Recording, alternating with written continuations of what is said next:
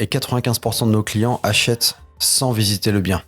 Ils l'ont jamais vu, ne le verront jamais, n'habiteront jamais dedans. Donc ce que je veux dire par là, c'est qu'il faut simplifier au maximum le processus et notamment aussi le processus d'exploitation. Nous, on n'encourage pas du tout, par exemple, le Airbnb. Mais encore une fois, pas parce qu'on est contre le Airbnb, mais parce que à distance, c'est compliqué à gérer, même avec une très bonne conciergerie. Donc on reste sur des projets le plus simple possible. De la longue durée, parfois des colocations, mais dans des villes avec une très forte tension locative en termes d'étudiants. Et c'est tout. On va pas s'amuser à faire des projets trop complexes, de co-living notamment. Voilà, on reste sur du simple, mais ce qui permet d'avoir le moins de surprises possible, parce que le but, c'est quand même de délivrer un projet passif. Alors, c'est pas forcément un mot que j'aime dans l'immobilier, parce que c'est jamais vraiment passif, l'immobilier.